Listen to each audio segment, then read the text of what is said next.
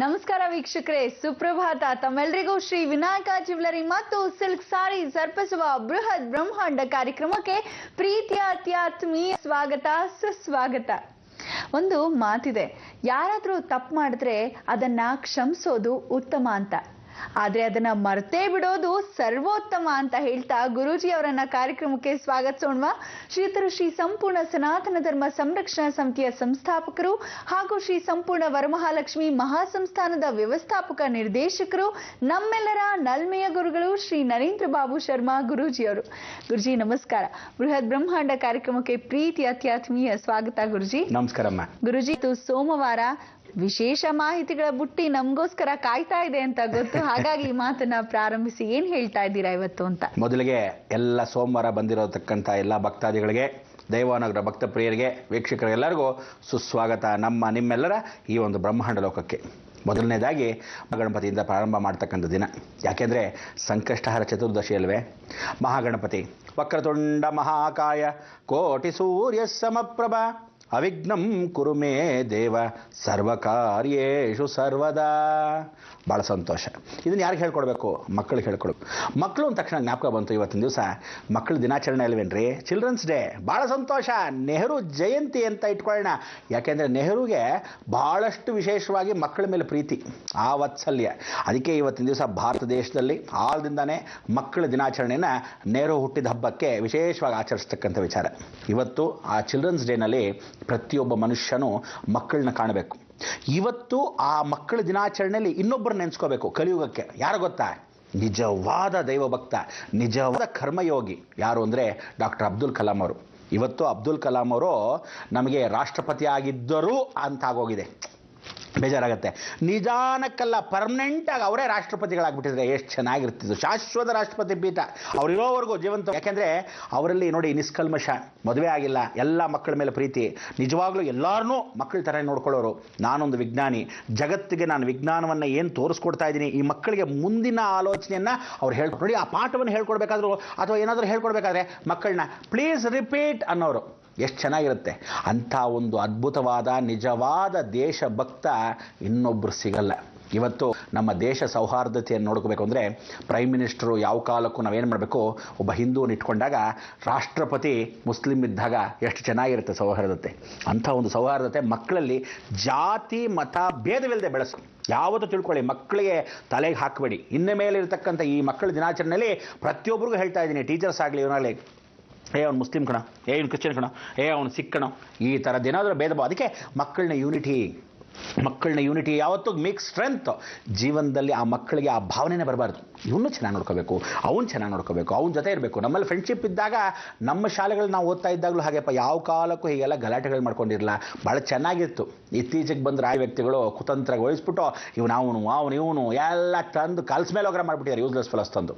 ಅದಕ್ಕೆ ಮಕ್ಕಳುಗಳು ಮಾತ್ರ ಮುಗ್ಧತೆ ಇರುತ್ತೆ. ಆ ಮಕ್ಕಳಿಗೆ ಯಾವತ್ತು ಮುಗ್ಧತೆ ಅಂದರೆ ಕರೆಕ್ಟಾಗಿ ಜ್ಞಾಪಕ ಇಟ್ಕೊಳ್ಳಿ, 8 ವಯಸ್ಸಿಂದ 12 ವಯಸ್ಸಿನವರೆಗೂ ಆ ಮುಗ್ಧತೆ. ತಾಯಿಯಿಂದ ತಂದೆವರೆಗೂ ಅಂದರೆ ನೋಡಿ, 8 ವಯಸ್ಸು ಮೊದಲು ನಿಮ್ಗೆ ಹೇಳಿದ್ದೆ, 8 ವಯಸ್ಸಿಗೆ ಒಳಗಡೆ ಮಕ್ಕಳು ಸತ್ತರೆ ತಾಯಿ ಮನೆ ದೋಷ ಅಂತ ಹೇಳಿದ್ದೆ. 8 ವಯಸ್ಸು ನಂತರ 12 ವಯಸ್ಸು ಒಳಗೆ ಸತ್ತರೆ ತಂದೆ ಮನೆ ದೋಷ ಅಂದೆ. ಅದಕ್ಕೆ ತಾಯಿ ಮನೆಯಿಂದ ತಂದೆ ಮನೆ ದೋಷಕ್ಕೆ 8ರಿಂದ 12ಕ್ಕೆ ಈ ಮುಗ್ಧತೆ ಏನಾಗತ್ತಂತೆ, ನೀವೇನು ತುಂಬ್ತೀರ 8 ವರ್ಷದ ಮೇಲೆ ಆ ಮಕ್ಕಳ ಮೇಲೆ ಪ್ರಭಾವ ಬೀಳುತ್ತಂತೆ. ಅದಕ್ಕೆ ತಂದೆ ತಾಯಿ ಗಲಾಟೆ ಮಾಡೋದಾಗಲಿ, ಶಾಲೆಗಳಲ್ಲಿ ಮಕ್ಕಳನ್ನ ಟೀಚರ್ಸ್ ಹೊಡೆಯೋದಾಗಲಿ, ತೀರಾ ಟಾರ್ಚರ್ ಮಾಡೋದಾಗಲಿ, ಇದನ್ನು ಯಾವುದೇ ಕಾರಣಕ್ಕೂ ಮಾಡಿಕೊಡೋದು. ಅಕಸ್ಮಾತ್ ಅವನು ಓದದೇ ಇದ್ದರೆ ಹೊಡಿಬೇಕು. ಹೇಗೆ ಹೊಡಿಬೇಕು? ಕೈ ತಗೊಳ್ಳಿ, ಪಟ್ಟ ಹೊಡಿಬೇಕು. ಆ ಕೈ ತೆಗೆದು ಕೈ ಮೇಲೆ ಹೊಡಿತಿದ್ರು ಕೆಲವರೆಲ್ಲ. ಈ ಕಾಲದಲ್ಲಿ ಏನು ಇರೋ ಕಡೆ ಎಲ್ಲಿ ಬೇಕಾದ್ರೆ ಬಾರಿಸ್ಬಿಡ್ತಾರೆ ದರ್ದವ್ರು. ಹಾಗೆಲ್ಲ ಮಾಡೋದ್ರಿಂದನೇ ಆ ಮಕ್ಕಳಿಗೆ ಏನಾಗುತ್ತೆ, ಈ ಟೀಚರ್ಸ್ ಮೇಲೆ ಪ್ರೀತಿನೇ ಇಲ್ಲ. ಕೆಲವರು ಎಷ್ಟು ಚೆನ್ನಾಗಿ ಟೀಚರ್ಸ್ ಅಂದರೆ ಆ ಪ್ರೀತಿಸಿ ಆ ಮಕ್ಕಳ ಮೇಲೆ, ಮಕ್ಕಳನ್ನೂ ಅಷ್ಟೇ ಚೆನ್ನಾಗಿ ಟೀಚರ್ಸು ಪ್ರೀತಿಸಬೇಕು, ಟೀಚರ್ನೂ ಅಷ್ಟೇ ಚೆನ್ನಾಗಿ ಮಕ್ಕಳು ಪ್ರೀತಿಸಬೇಕು. ಇದಕ್ಕೆಲ್ಲ ಯಾವುದು ಗೊತ್ತಾ ಬೆಟ್ರು?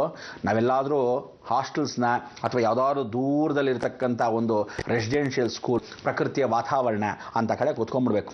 ಆಗ ಈ ಮಕ್ಕಳನ್ನೆಲ್ಲ ಕೂತ್ಕೊಂಡು ಗುರುಕುಲ. ನನಗಂತೂ ತುಂಬ ಆಸೆ, ನಮ್ಮ ಬ್ರಹ್ಮಾಂಡ ಲೋಕದಲ್ಲಿ ಖಂಡಿತವಾಗ್ಲೂ ಈ ಗುರುಕುಲ ಅಂತಂದು ಮಾಡ್ತೀನಿ. ಎಷ್ಟೋ ಜನ ಈ ಕಡೆ ಮಕ್ಕಳನ್ನ ಎಲ್ಲ ಕಡೆ ನಾವು 5,000 ಮಕ್ಕಳಿಂದ ಇವತ್ತು 8,300 ಜನ ಮಕ್ಕಳಾಗಿದ್ದಾರೆ ನಮ್ಮ ಸಂಸ್ಥೆ ಮುಖಾಂತರ. ಈ ರೀತಿ ಚಿಕ್ಕ ಮಕ್ಕಳಾಗಲಿ, ದೊಡ್ಡ ಮಕ್ಕಳಾಗಲಿ, ಇವರಿಗೆಲ್ಲ ಒಂದು ಗುರುಕುಲ. ಪಾಠದ ಜೊತೆಗೆ ಆಟ ಇರಬೇಕು, ಆಟದ ಜೊತೆಗೆ ಊಟ ಇರಬೇಕು. ಅದಕ್ಕೆ ಪ್ರತಿಯೊಬ್ಬ ಮನುಷ್ಯ ಆಟ ಆಡೋ, ಊಟ ಆಡೋ, ವಿಶೇಷವಾಗಿ 1, 2 ಬಾಳೆಯ ಹರಡು, 3 4 ಅನ್ನ ಹಾಕು, 5 6 ಬೇಳೆಯ ಸಾರು, 7 8 ಪಲ್ಲಕ್ಕಿ ದಂಟು, 9 10 ಎಲೆ ಮುದಿರೆತ್ತು, 1 ರಿಂದ 10 ಈಗಿತ್ತು, ಊಟ ಆಟವು ಮುಗಿದಿತ್ತು. ಆಗಿಂದ ಈಗ ಜ್ಞಾಪಿಸ್ಕೊಂಡ್ಬಿಟ್ಟೆ ನೋಡಿದ್ರೆ. ಅದಕ್ಕೆ ಹೇಳೋದು, ನಾವು ಹೀಗೆ ಮಕ್ಕಳ ಥರನೇ ಯಾವತ್ತೂ ಮಕ್ಕಳ ಜೊತೆ ಇದ್ದರೆ ನಿಜವಾಗ್ಲೂ ನಮ್ಮ ಕಷ್ಟಗಳು ದೂರವಾಗುತ್ತೆ, ಮಕ್ಕಳಿಗೆ ಆನಂದ ಸಿಗುತ್ತೆ. ನೀವು ಆ ರೀತಿ ಒಂದು ಆನಂದ ಪ್ರತಿಯೊಬ್ಬರು ತಿಳ್ಕೋಬೇಕು. ಇವತ್ತು ಇನ್ನೊಂದು ವಿಶೇಷ ಗೊತ್ತಾ, ಗಣೇಶ ಸಂಕಷ್ಟ ಚತುರ್ದಶಿ ಆಯಿತು, ಭಾಳ ಸಂತೋಷ. ಅದಾದಮೇಲೆ ಹೀಗೆ ಬಂದ್ವಿ ಚಿಲ್ಡ್ರನ್ಸ್ ಜಯಂತಿ. ಆ ಚಿಲ್ಡ್ರನ್ಸ್ ಜಯಂತಿ ಅಂದ್ರೇನೋ ಮಕ್ಕಳ ದಿನಾಚರಣೆ, ಭಾಳ ಸಂತೋಷ ಆಚರಿಸಿದ್ವಿ. ಇಷ್ಟೆಲ್ಲ ಆದಮೇಲೆ ಒಂದು ವಿಶೇಷವಾಗಿರ್ತಕ್ಕಂಥ ಜ್ಞಾಪಕವಾಗಿರ್ತಕ್ಕಂಥ ಸಂಗತಿ, ಇವತ್ತು ಸೋಮವಾರ, ಕಾರ್ತಿಕ ಸೋಮವಾರ. ಸಾಕು, ಪರಮೇಶ್ವರ ಕಾರ್ತಿಕ ಮಾಸಕ್ಕೆ ಇನ್ನೇನು ಕೊನೆಗೆ ಅಂದರೆ 1 2 3 4 ಅಂತ 4 ಕಾರ್ತಿಕ ಸೋಮವಾರಗಳು ಇನ್ನೇನು ಕಳೆದೇ ಹೋಗ್ತಾ ಬಂತು. ಕೊನೆಯ ಕಾರ್ತಿಕ ಸೋಮವಾರ ಏನು ಉಳಿದೋಗಿದೆ. ಆ ರೀತಿ ಬರ್ತಾ ಹೋದಾಗ ನಾವುಗಳು ಏನು ಮಾಡಬೇಕು, ಏನು ಆ ಪರಮೇಶ್ವರ ಕಟಾಕ್ಷ ಇದನ್ನೆಲ್ಲ ತಿಳ್ಕೋಬೇಕಾದ್ರೆ ಜೀವನದಲ್ಲಿ ಪರಮೇಶ್ವರ ಸೋಮವಾರವೇ ಆಗಬೇಕು ಅಂತಲ್ಲ. ಪ್ರತಿದಿನವೂ ಪರಮೇಶ್ವರ ಮನಸ್ಸೋ ಜಾಯತ ಚಂದ್ರ, ಆ ಮನಸ್ಸಿನಲ್ಲಿ ಪ್ರಭಾವವನ್ನು ಕೊಡ್ತಕ್ಕಂಥವನು ಚಂದ್ರ. ಚಂದ್ರ ಎಲ್ಲಿರ್ತಾನೆ? ಶಿವನ ತಲೆ ಮೇಲೆ, ಆ ಶಂಕರನ ತಲೆ ಮೇಲೆ. ಅರ್ಥ ಏನು? ನೀವು ತಲೆಯಲ್ಲಿ ಶ್ವೇತವಾಗಿರ್ತಕ್ಕಂಥ ಚಂದ್ರನ ಮನಸ್ಸು ಸರಿಯಾಗಿ ಇಟ್ಕೊಂಡ್ರೆ ನೀವು ಧ್ಯಾನದಲ್ಲಿ ತಲ್ಲೀನಾಗಿರ್ಬೋದು. ಹಾಗೆ ನೋಡಿ, ಮಹಾವಿಷ್ಣು ಜೊತೆಗೆ ಶಂಖ ಊದೋ ಜೊತೆಗೆ ಪರಮೇಶ್ವರನು ನಿಮಗೆ ನಾನು ಹಾಕೋದು. ಶಂಖನ ಊದ್ತಾ ಇದ್ರೆ ಆಹಾ ಕೃಷ್ಣ ಪರಮಾತ್ಮ, ಹಾಗೇ ಡಮರುಗ ಬರ್ತಾ ಇದ್ರೆ ಪರಮೇಶ್ವರ, ಹಾಗೇ ದ್ವಾರವನ್ನು ತೆರೆದ್ರೆ ನಿಮ್ಮೆಲ್ಲರ ಬ್ರಹ್ಮಾಂಡ. ಇದೇ ನಮ್ಮ ನಿಜವಾದ ಕಾನ್ಸೆಪ್ಟ್. ಅದಕ್ಕೆ ನಾವು ಎಲ್ಲ ಈ ಬ್ರಹ್ಮಾಂಡ ಲೋಕದಲ್ಲಿ ಎಲ್ಲಿವರೆಗೂ ಋಣ ಇರ್ತೀವೋ ಆ ಋಣ ಇರೋವರೆಗೂ ಮಾತ್ರ ಹೇಳ್ತೀವಿ. ಖಂಡಿತ ಋಣ ಅಷ್ಟು ಮಟ್ಟಿಗೆ ಮಾತ್ರ. ಅದಾದ್ಮೇಲೆ ನೋಡಿ, ಕರೆಂಟ್ ಹೋಗ್ಬಿಟ್ರೆ ಜೀವನದ ಗತಿ ಏನಾಗಬೇಕು? ಅದಕ್ಕೆ ದೇವಿನೂ ಕಾಯ್ತಾ ಇದ್ದಾಳೇನೋ, ನಿಧಾನಕ್ಕಾಗ್ಲಪ್ಪ, ಕಾರ್ಯಕ್ರಮ ಮಕ್ಕಳು ನೋಡ್ತಾ ಇದ್ದಾರೆ. ಆ ಜೀವನದಲ್ಲಿ ಎಲ್ಲರೂ ಈ ಬ್ರಹ್ಮಾಂಡ ಲೋಕದ ವಿಚಾರಗಳನ್ನು ತಿಳ್ಕೋಬೇಕು. ತದನಂತರ ಒಂದೇ ಸಲ ಹೋಗಿಸ್ಬಿಟ್ರೆ ಇನ್ಯಾವ ಮಾಧ್ಯಮ ಇರಲ್ವಲ್ಲ, ಏನು ಮಾಡ್ತಾರೆ ಅಂತ. ಜೀವನ ಅದು ಯಾವ ಕಾಲಕ್ಕೂ ತಿಳ್ಕೊಳ್ಳಿ. ನಮ್ಮ ಅಪೇಕ್ಷೆ ಇದ್ದಂಗೆ ನಡೆದುಬಿಟ್ಟಿದ್ರೆ ಪ್ರಪಂಚನೂ ಹಾಗೆ. ನಾನು ಹೇಳ್ದಂಗೆಲ್ಲ ನಡೆದೋಗಿದ್ರೆ ಜೀವನ ಭಗವಂತ ಆಗ್ಬಿಡ್ತಿದ್ದೆ. ನಿಜವಾಗ್ಲೂ ಹೇಳ್ತೀನಿ ಕೇಳಿ, ಅವನು ಹೇಳಿದ ವಾಕ್ಯ ನಿಮಗೆ ಹೇಳ್ಬೋದೇ ಹೊರತು, ಆದರೆ ಆಟ ಆಡೋದು ಅವನು ಮೊದಲು ಮಾಡ್ತಾನೋ ತದನಂತರ ಮಾಡ್ತಾನೋ ನಿಧಾನಕ್ಕೆ ಮಾಡ್ತಾನೋ. ಪ್ರಳಯಕರ್ತ ಆ ರುದ್ರ, ಸಾಕ್ಷಾತ್ ಪ್ರಳಯ ರುದ್ರೇಶ್ವರ. ಅಂಥ ರುದ್ರೇಶ್ವರನ ಸ್ಮರಣೆ ಮಾಡ್ಕೊಳ್ಳೋ ಈ ಕಾರ್ತಿಕ ಸೋಮವಾರ ತಮ್ಮೆಲ್ಲರಿಗೂ ಆದಾದ ಸ್ವಾಗತವನ್ನು ನೀಡ್ತಾ ಮತ್ತಷ್ಟು ವಿಚಾರ ಆಡಬೇಕು. ಸಿದ್ಧಪುರುಷರು ಕಾಯ್ತಾ ಇದ್ದಾರೆ ಸಿದ್ದೇಶ್ವರನ ಕ್ಷೇತ್ರಕ್ಕೆ ಹೋಗೋಕ್ಕೆ. ಬನ್ನಿ ವಿರಾಮದ ನಂತರ.